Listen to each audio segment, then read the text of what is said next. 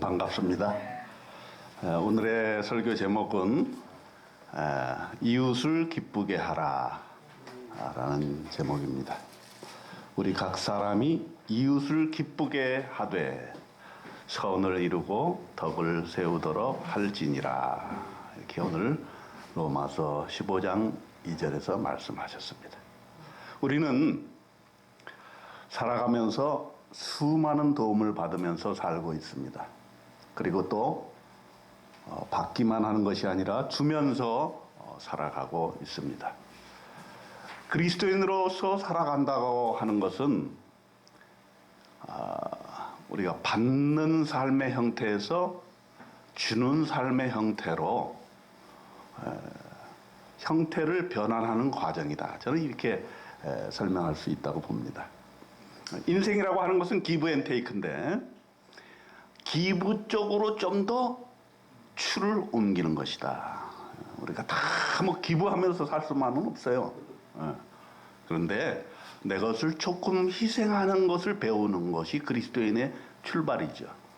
그리고 희생이라고 하는 것이 결코 나에게 손해만 가는 것이 아니다. 예수님의 삶은 자신을 전적으로 희생하시면서 인류를 위해서 사신 분이 예수님의 삶이기 때문에 우리도 예수님처럼 대담하게 살 수는 없지만은 그럼에도 불구하고 우리는 예수님을 흉내낼 수는 있겠다라고 하는 것이죠. 그리고 예수님을 그렇게 흉내내면서 살아보면 인생이라는 게 바로 이렇게 사는 것이 인생이구나 하는 생각을 하게 되는 것인데 이것은 학교에서 가르쳐주지 않는 것이고 부모도 가르쳐주지 않는 것이고 오직 교회에서만 가르쳐주는 삶입니다. 지난 금요일 날 제가 동해의 동장님을 방문을 했어요. 우리 백명진 동장님인데 왜 갔느냐 하면 우리 희망 프로젝트를 잘 끝냈잖아요. 그래서 감사하는 마음을 가지고 결과보도 할 겸 우리 잘 끝났습니다. 이런 얘기를 드리려고 갔어요. 갈 때 빈손으로 갈 수가 없어가지고 청국장 가루 하나 가지고 갔어요. 예. 근데 나올 때 동장님이 더 많이 주시더라고. 피타 500 한 박스, 사과 주스 한 박스, 자기가 먹던 고구마 몇 개. 고구마가 얼마나 맛있는지. 그래서, 우리 동장님 참 좋더라고요. 기분이 좋더라고요. 예. 우리 마을이 우리 동장님의 지도력을 가지고 서로 주려고 하는, 섬기려고 하는 마을로 이렇게 변모되는 것 같아서 기뻤어요. 근데 동장님이 왜 그렇게 자꾸 뭘 챙겨주겠어? 내가 뭐 이쁜 게 있다고. 예? 아니, 목사님한테 고구마 몇 개 좀 더 드리면은 목사님은 또 우리 동네를 위해서 좀 더 유익한 일을 하실 것이다 하는 생각이 있지 않겠어요? 그러죠? 예. 그래서 우리의 삶이 좀 이렇게 서로 이렇게 주는 삶으로 자꾸 이렇게 변모가 돼가면 이게 또 전염성이 있는 거죠. 그렇죠? 예.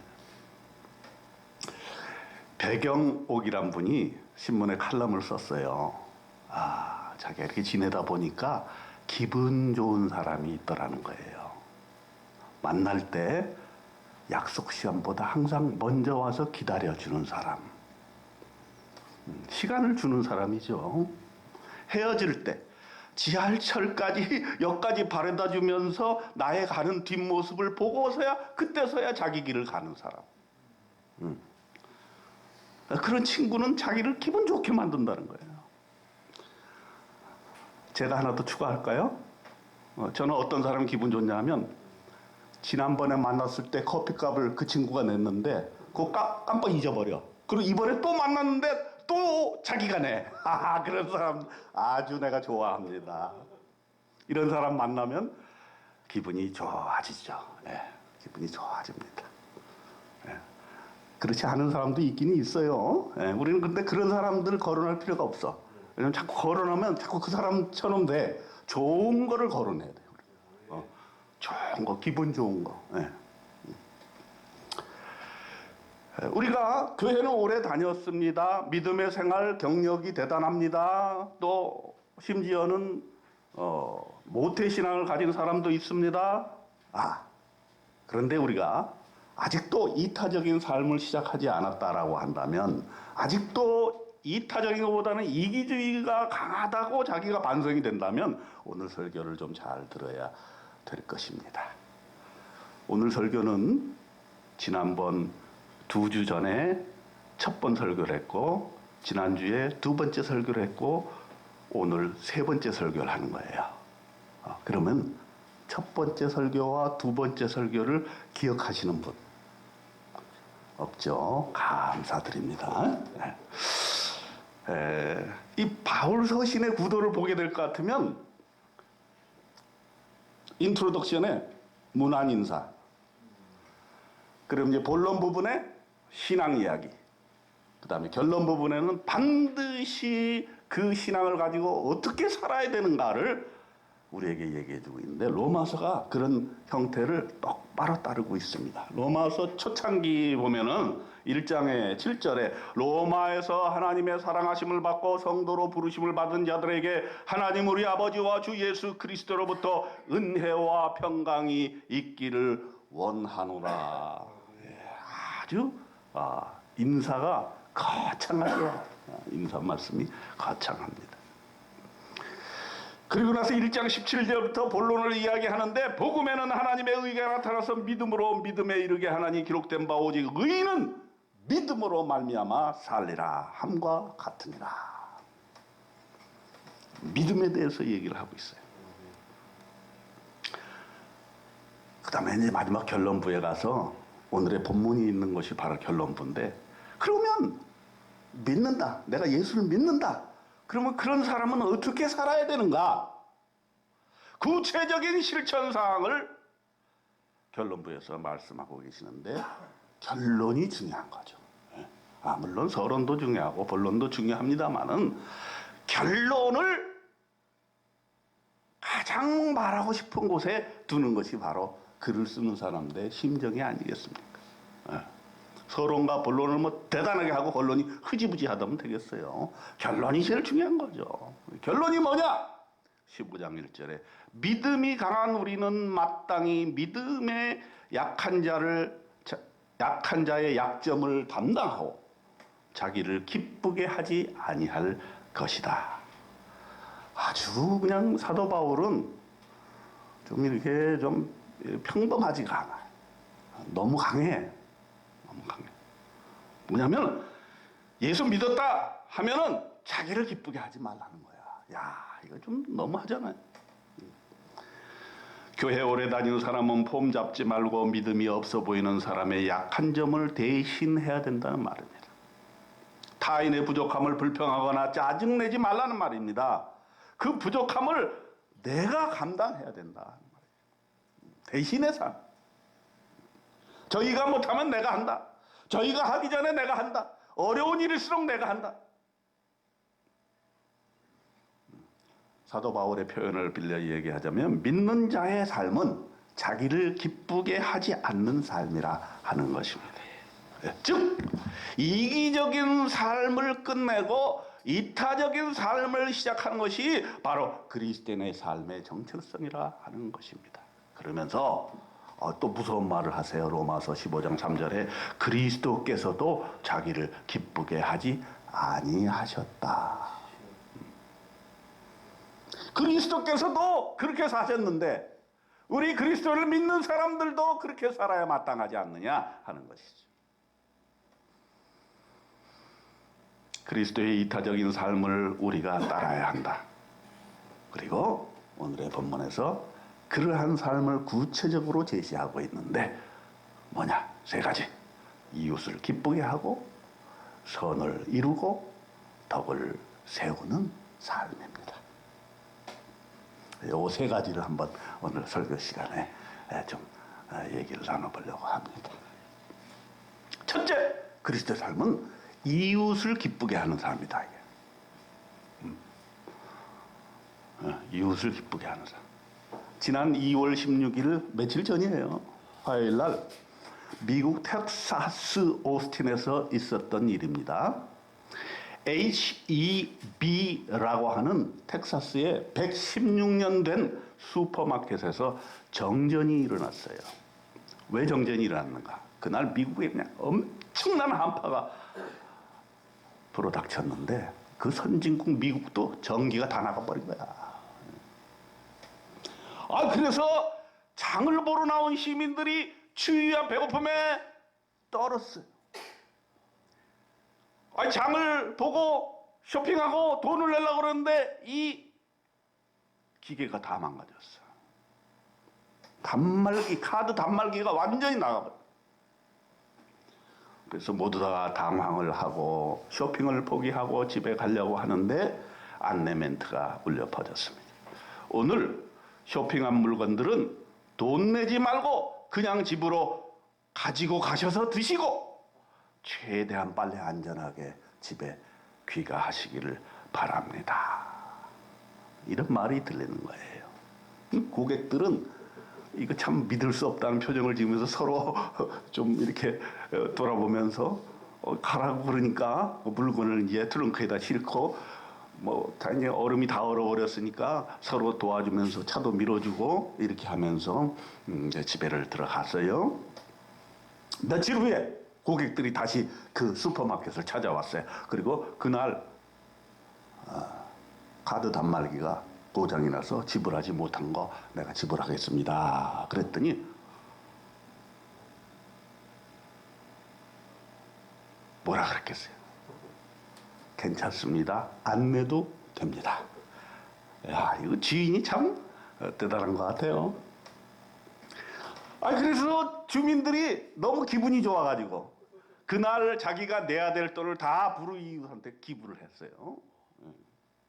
그래서 그 업체가 도대체 어떤 업체인가 알아봤더니 가족 기업이야. 가족들이 운영하는 기업인데 텍사스주에서 340개 지점을 가지고 있어요. 그리고 그 주민들을 10만 명을 고용해서 먹여 살리고 있는 그런 기업이에요. 그러면서 수익이 생기면 그 사회 환원해가지고 가난하고 소외되고 어려운 사람들에게 도움을 주어왔다는 것이 밝혀졌습니다. 그리고 이번 한파에 생필품이 부족하자 이 업체는 요때가 기회다 그러고 값을 올리는 게 아니라 오히려 값을 내렸어. 값싸게 공급을 해가지고 주민들이 어려움 없이 일을 할 수 있도록 그렇게 도와줬다라고 하는 훈훈한 미담이 그냥 언론에 대서특필이 되었습니다. 이웃을 기쁘게 하는 일이지요. 이 살만한 세상이 되는 거야. 이렇게 되면, 그죠? 두 번째 뭐라 그랬냐면 선을 이루어라 그랬습니다. 선을 이루어라. 이제 텍사스 그 이제 한파가 밀어닥친 그 때의 이야기인데 이 혹한이 오면 제일 먼저 일어나는 현상이 뭡니까? 수도관이 터집니다. 그렇죠? 야, 이번에도 우리나라 영하 20도 내려가는 혹한이 며칠째 계속이 됐는데 그래서 우리 교회도 터졌어요? 안 터졌어요? 수도관이 터졌습니다. 그것도 한 번이 아니고 두 번이나 터졌어요. 아니요, 3번 터졌습니다. 3번. 언제 터졌냐? 새벽 2시에 터졌습니다. 그리고 나중에 알고 보니까 말이야, 배관도 얼었더라고, 글쎄. 수도관만 터진 게 아니라 배수구. 여러분, 배수구도 어는 거 알아요? 배수구도 옵니다. 왜? 이 날씨가 추우니까 물이 내려가다가 얼고 내려가다가 얼고 내려가다가 얼고 그래갖고 결국엔 막혀버리는 거야. 그럼 막히면 어떻게 돼? 물을 써도 그 물이 넘쳐나서 어떻게? 흘러나옵니다. 그래서 계단에 줄줄줄줄 흘러나와서 처음에는 수도관이 터져서 흘러나오는 줄 알았어요. 그게 아니고 수도관도 터졌지만은 배수관이 얼어서 물이 밑으로 못 내려가니까 그게 그냥 계단으로 이렇게 흘러나온 것이었어요. 자, 그럼 어떻게 난리가 나잖아요. 막 여기저기에서 배관공들, 배관 관련되신 분들, 이런 분들 찾느라고 생 난리가 나는 거예요. 텍사스에도 막 난리가 났죠. 그리고 그렇게 되니까 어떻게 돼요? 예약이 넘쳐나고 더 많은 돈을 줘야만 배관공을 쓸 수가 있고, 이런 한파는 배관공에 있어서 엄청난 대목이 되는 거죠. 근데 텍사스 배관공들은 그렇게 하지 않았다는 거예요. 오히려 쪽잠을 자면서도 겁에 질린 독거노인들을 위로해 주면서 해결사 노릇을 톡톡히 했다는 거예요. 돈도 더 비싸게 안 받고 열심으로 그 수도관의 문제, 배관의 문제를 해결해 주었다라고 하는 것입니다. 그래서 이 일을 계기로 블루 칼라, 노동으로 일하시는 분들에 대한 그 이미지, 요게 미국 사회에서 많이 올라갔다는 얘기예요. 화이트 칼라보다 블루 칼라가 더 존경스럽지 않느냐라고 하는 거죠. 이것도 이웃을 기쁘게 하고 선을 이루는 이야기입니다. 사람을 바꾸는 힘은 바로 이렇게 이웃을 기쁘게 하고 선을 이루게 하는 일을 통해서 이루어진다. 사회를 바꾸는 힘은 바로 이웃을 기쁘게 하고 선을 이루게 하는 힘을 통해서 이루어진다. 셋째는 덕을 세우는 일이라 그랬어요. 구약 성경 잠언에 보면 의인은 그 이웃의 인도자라는 말씀이 있어요. 잠언 12장 16절에 나옵니다. 이웃의 인도자라는 건 뭐냐? 이웃의 지도자란 말이에요. 의인은 뭐냐? 신약적으로 말하면 그리스도인을 말하는 거예요. 하나님의 자녀는 이웃 사랑의 지도자가 돼야 된다, 이런 말이죠. 싸움이 있는 곳에 평화를 심고 극도의 이기주의가 있는 곳에 희생을 심어주고 이타주의로 물이 흐르게 해야만 하는 것, 그것이 바로 그리스도인의 역할이다 하는 것이죠. 우리 동네에도 이 대흥동에 재건축이 막 몰려 들어왔어요. 그래서 지금 입주한 아파트 하나가 있는데, 이게 말이죠, 마포에서 제일 비싼 아파트야. 조금 있으면 염리동에 아파트가 하나 또 입주를 하는데, 그거는 완전 로또 아파트로 유명했던 아파트야. 거기에 염리종합복지관이 지금 들어서는데, 하나님께서 글로벌 비전을 통해서 그 운영을 할 수 있도록 하면 이 지역사회에 더 봉사할 수 있는 기회가 주어질지 모르는데, 하나님이 어떻게 하실지 몰라요.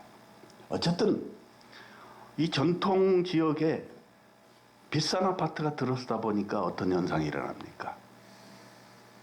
빈부의 격차가 생기면서 이전에 이렇게 가난하고 소외되고 어려운 분들을 돕고자 하는 그런 전체적인 마을의 기류가 조금 엉뚱한 방향으로 가는 경향이 있어요.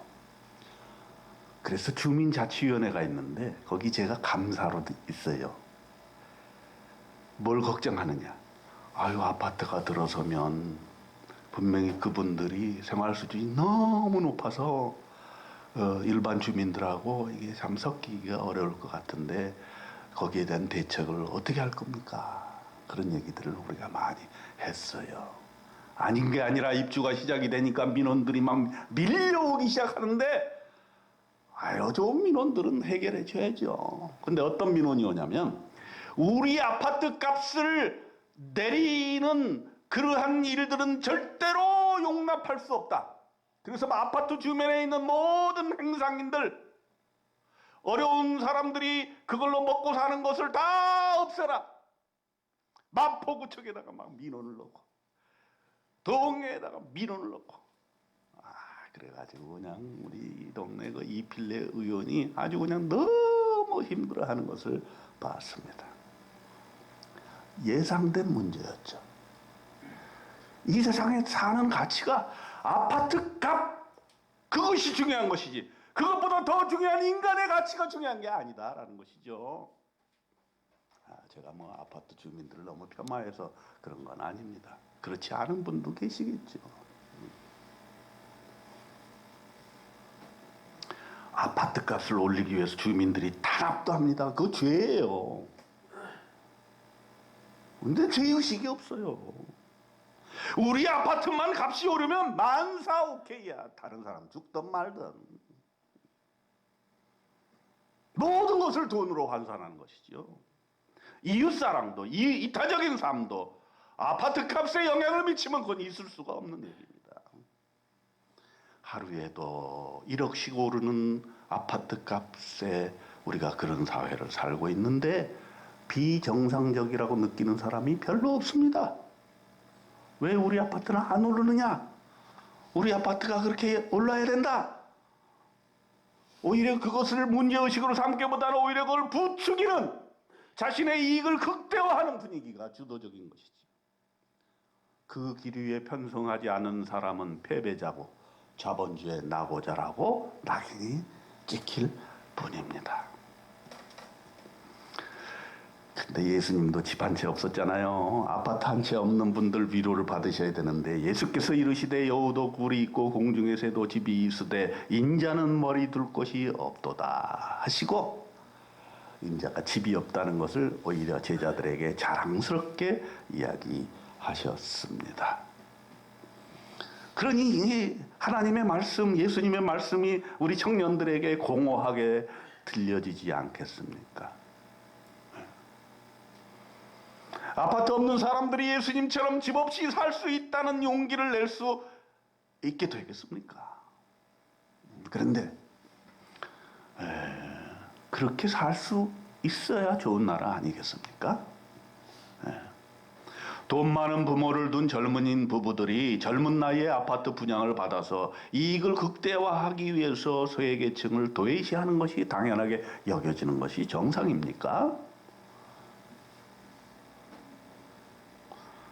자기만 살아야겠다는 이기주의와 거기에 편승한 자본주의가 정말 우리를 행복하게 만들어줄 수 있겠는가 하는 것입니다. 또 아파트 근처에 이 사회에 꼭 필요하지만 돈 안 되는 혐오시설, 예를 들어서 장애인 복지관이라든지 노인 복지시설이 온다고 하면 피켓 들고 반대하는 주민들이 있습니다.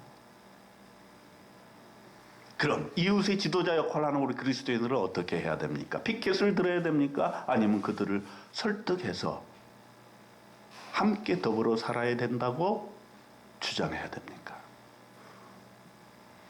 그리스도인의 힘은 돈이나 아파트나 가방권에서 나오는 것이 아니라 오직 이타적인 힘에서 나온다는 사실을 오늘 본문은 우리에게 말씀해주고 있습니다. 우리가 극도의 이기주의적인 사회에서 이타적인 삶을 시작할 수 있다면 그것이 바로 그리스도인의 힘이 아니겠습니까? 그리고 그것이 바로 이 마을을 이끌어가는 힘이 되지 않겠습니까?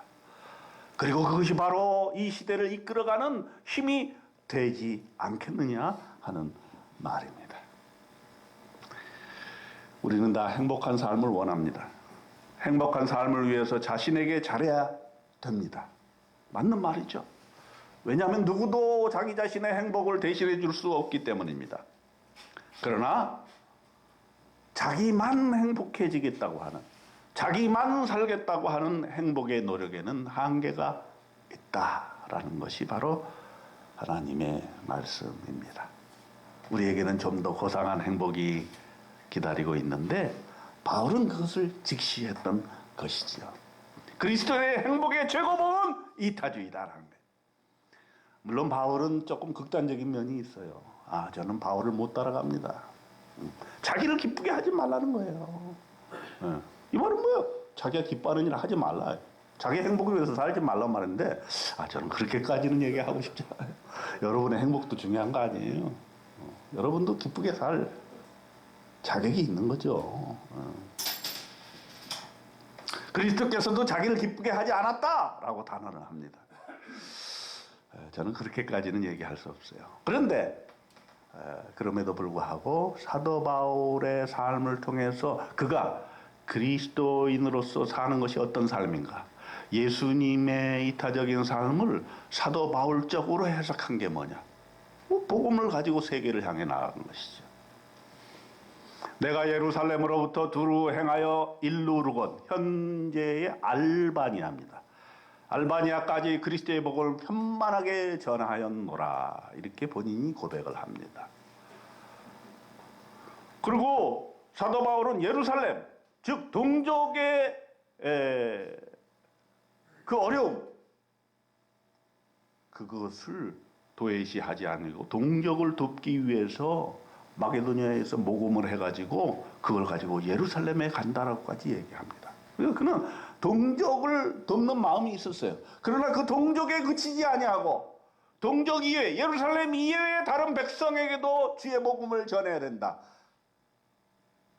거기까지 생각이 미친 것이죠. 이게 대단하지 않습니까? 여러분, 우리가 그럴 수 있습니까?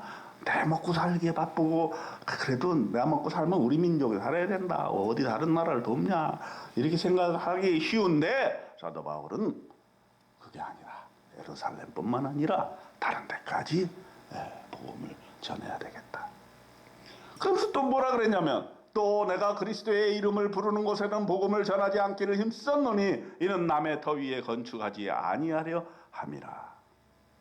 이 말은 자신의 유익을 위해서 남의 영역을 침범하지 않겠다는 얘기입니다. 오히려 이제는 이 지방에 일할 곳이 없고 또 열해 전부터 언제든지 서바나, 즉 스페인으로 갈 때에 너희에게 가기를 바라고 있었다라고 하면서 로마에 가는 목적이 뭐냐? 그 로마 교회를 통해서 자기가 더 나아가서 스페인까지, 당시에는 세계의 끝으로 인식이 되어 있던 곳이 스페인이에요. 로마를 거쳐서 스페인에 가려고 하는 지금 계획을 로마 교인들에게 이야기하고 있는 것입니다. 예수님의 거룩하신 이타적인 삶이 나 바울에게는 바로 예루살렘에 그치지 아니하고 마게도니아 아가야에 그치지 아니하고 로마를 위시해서 그 너머 땅끝까지 주의 복음을 전하면서 백성들을, 이방 백성들을 하나님 앞으로 인도하는 것이 바로 나의 행복이고 기쁨이다 하는 것을 로마서를 통해서 말해주고 있는 것입니다. 얼마나 이타적인 삶이 실천된 바울의 생애입니까? 저는 그렇게 못해요. 그런데 저는 말씀드리고 싶은 것은 그나마 우리는 이타적인 삶을 시작하면서 조금만 이주의를 살지만 그럼에도 불구하고 이타적인 삶을 좀 균형을 맞춰서 나이가 들수록 그 균형의 추가 이타적으로 흘러가면 좋겠다 하는 생각을 말씀드립니다. 한꺼번에 다 할 수는 없지만 그저 한 걸음씩 한 걸음씩 주님 사는 것처럼 우리가 이타적인 삶을 연습하면서 이 세상 끝을 향해서 가자고 말씀드리고 싶습니다.